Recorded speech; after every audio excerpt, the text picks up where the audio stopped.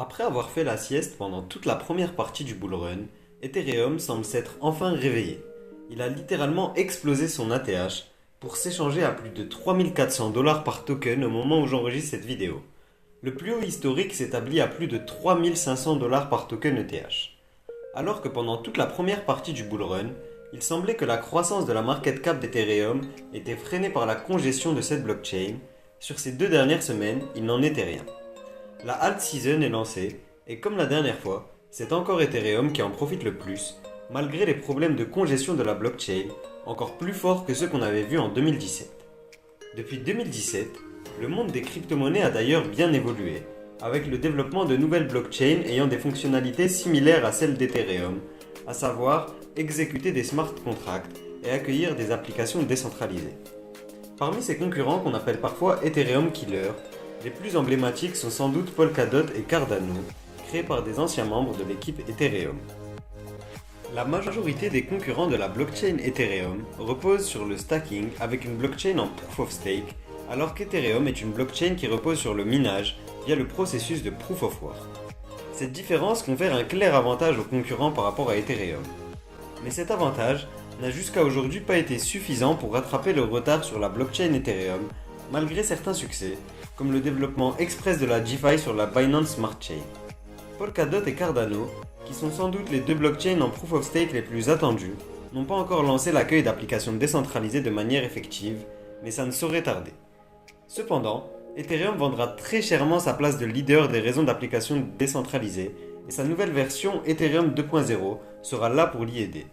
Ethereum 2.0 est une blockchain en Proof of Stake, beaucoup plus écologique et beaucoup plus scalable, dont le développement a été amorcé, mais qui peine à se développer correctement. La mise à jour devrait être totalement effective entre l'été et l'automne 2022.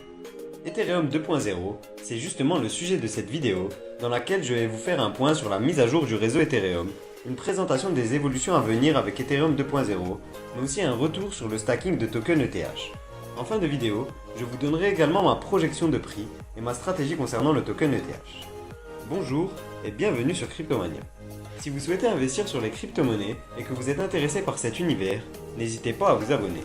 Sur cette chaîne, pas de bullshit, uniquement des analyses réalistes et des informations concrètes. Attention toutefois à ne pas vous méprendre. Je ne suis pas conseiller d'investissement et je vous invite à faire vos propres recherches avant de décider d'investir sur un projet.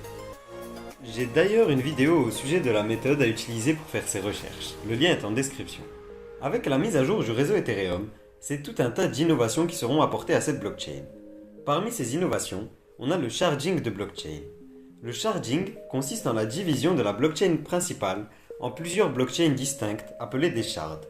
Ces shards, qui seront au nombre de 64, sont capables d'opérer des smart contracts individuellement. Sur chacune de ces shard chains, la taille des blocs sera multipliée par près de 10 par rapport à celle de la blockchain Ethereum actuelle, passant de 52 kilobits par bloc actuellement à jusque 512 kilobits par bloc. En résumé, on aura 64 blockchains avec chacune des capacités plus élevées que la blockchain Ethereum actuellement. Une fois la mise en place de ces shard chains totalement effectuée, elles devraient chacune avoir son propre écosystème. La congestion d'un des réseaux ne devrait nullement affecter l'efficacité des autres réseaux, et ce, malgré l'interopérabilité des différentes shard chains. Interopérabilité qui est permise par la Beacon Chain, ou blockchain centrale d'Ethereum. Mais avant d'arriver à ce stade, à savoir la mise à jour complète du réseau, 3 étapes devront être passées. La phase 0 a été lancée avec succès dès le 1er décembre dernier. La phase 0 consistait au lancement de la Beacon Chain, blockchain centrale ou colonne vertébrale du réseau Ethereum. Cette Beacon Chain est primordiale dans la mise à jour du réseau Ethereum, puisqu'elle assure le système de consensus en Proof of Stake. Pour lancer la Beacon Chain, il fallait que le contrat de dépôt des ETH stackés détienne 525 000 Ethers par au moins 16 000 contributeurs différents. Le lancement de cette Beacon Chain n'a toutefois aucune conséquence, puisque bien qu'elle soit la base du réseau, dans les faits, elle a une utilité très réduite. La phase 1 consiste à l'introduction des shard chains. Ces shard chains permettront de grandement augmenter les capacités du réseau. Cette phase devrait avoir lieu en 2021, d'après les annonces faites par l'équipe Ethereum. Cependant, cette équipe est habituée à ne pas respecter les délais annoncés, donc ça reste à voir. La phase 2, qui est donc la troisième et dernière phase du déploiement d'Ethereum 2.0, est intitulée The Docker. Cette étape est la plus importante de toutes, puisqu'elle permet de faire la jonction entre Ethereum et Ethereum 2.0. Dans les phases 0 et 1, les deux blockchains Ethereum et Ethereum 2.0 fonctionnent distinctement comme deux blockchains indépendantes. La phase 2 permettra donc d'intégrer l'ancienne blockchain Ethereum au nouvel écosystème Ethereum 2.0. Cette phase verra aussi le transfert des technologies relatives aux smart contracts sur Ethereum 2.0, mettant définitivement fin au minage d'Ether. Cette phase 2 devrait quant à elle voir le jour durant l'année 2022, sans plus de précision pour le moment. Dès aujourd'hui, il est possible de stacker ces tokens ETH. Ce stacking offre des retours progressifs en fonction du nombre de personnes ayant contribué au réseau. En stackant vos tokens, vous contribuez donc à la mise en place de la blockchain Ethereum 2.0 en Proof of Stake. En échange de cette contribution, vous recevez des récompenses en tokens ETH. Pour stacker ces tokens ETH, il existe de nombreuses solutions. Elles ne se valent pas toutes, et si vous êtes intéressé mais que vous ne savez pas par où commencer, peut-être que Binance sera le plus simple pour vous, même si je n'en suis pas hyper fan à titre personnel. L'entreprise de Hasher, Just Mining, offre aussi le stacking d'Ether, il me semble. À moins d'être là pour le très long terme, d'être prêt à patienter pendant le prochain bear market et d'accepter les risques encourus, stacker ces ETH ne semble pas être très intéressant. Voici les 3 raisons qui font que je ne stackerai pas mes tokens ETH à titre personnel. Premièrement, il n'est possible de récupérer les tokens bloqués qu'une fois la mise à jour du réseau totalement effectuée.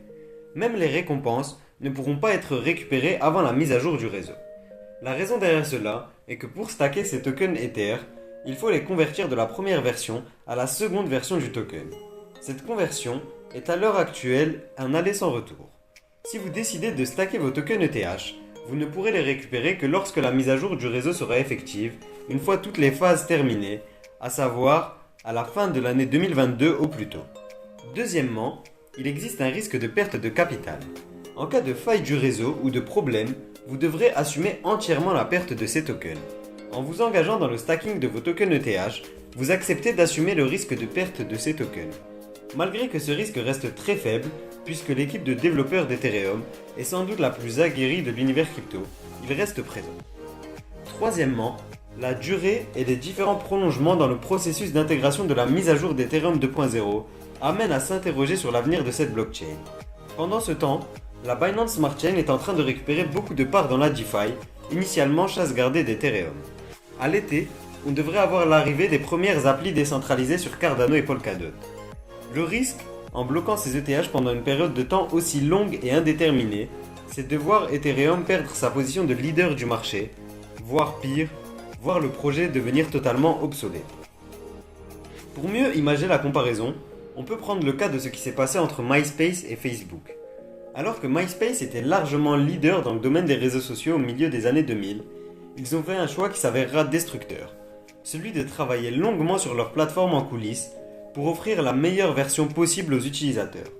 Pendant ce temps-là, Facebook se consacrait à attirer de nouveaux utilisateurs tout en améliorant leur plateforme bien sûr.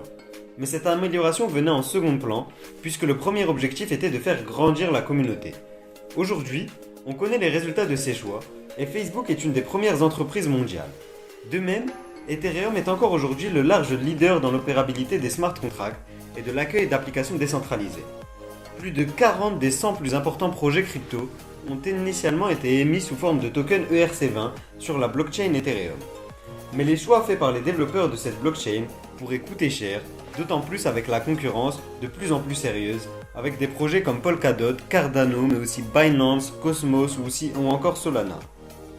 Malgré ces inquiétudes et ces potentielles désillusions qui nous attendent, je reste à l'heure actuelle très positif quant à l'avenir de la blockchain Ethereum. C'est à mon sens un des projets les plus importants pour l'avenir de nos sociétés, tout domaine confondu. Ce réseau a fait ses preuves et a permis le développement de projets majeurs, l'émergence de la DeFi, la découverte et l'expansion des NFT, pour ne citer que les plus importants. Malgré les problèmes actuels, les développeurs derrière le projet n'en restent pas moins des visionnaires. Le développeur en chef, Vitalik Buterin, était conscient des problèmes qui allaient toucher la blockchain Ethereum avant même que ces problèmes n'aient lieu.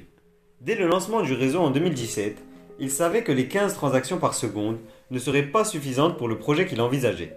C'est pourquoi l'idée d'Ethereum 2.0 a été lancée dès début 2017. Pour contrer l'émergence des blockchains concurrentes, conscient de la durée nécessaire à une telle mise à jour du réseau, des solutions temporaires sont mises en place. Ce sont les Layer 2. Ces Layer 2 sont des blockchains de seconde couche qui viennent se superposer à la blockchain Ethereum pour en augmenter les capacités.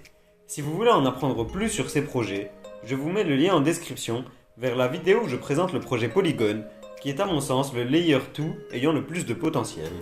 Encore aujourd'hui, Vitalik Buterin semble être engagé corps et âme dans le développement de son projet. Il a ainsi stacké pour plus de 5 millions de dollars au cours actuel de token ETH sur Ethereum 2.0. Avec la mise à jour d'Ethereum, plus rien ne semblera pouvoir l'arrêter, et c'est à ce moment-là qu'on pourra voir de grandes choses se passer. Étant donné ce qu'a prouvé la finance décentralisée lors du bullrun actuel et la variété des applications décentralisées sur cet écosystème, on peut tout en attendre. Malheureusement, la mise à jour d'Ethereum 2.0 devrait se produire en pleine période de bear market, alors que les capitaux se seront retirés des crypto-monnaies en grande partie. Cependant, le prochain bullrun, qui pourrait sceller l'avenir des crypto-monnaies, pourrait être le premier où on verrait la valorisation d'Ethereum titiller, voire même potentiellement dépasser la valorisation du Bitcoin. C'est pourquoi, à titre personnel, j'attends avec hâte cette évolution majeure. J'espère que la vidéo vous a plu. Si c'est le cas, n'hésitez pas à laisser un like et à vous abonner. Pour la prochaine vidéo sur la blockchain Ethereum, j'hésite entre deux sujets. L'explication de la hausse qu'on connaît actuellement pour le token ETH, ou un comparatif entre les blockchains Cardano, Polkadot et la blockchain Ethereum 2.0 justement. Si vous voulez en apprendre plus sur les crypto-monnaies, vous pouvez me rejoindre sur Instagram et sur Discord, les liens sont en description. C'est tout pour moi et je vous dis à demain pour une nouvelle vidéo.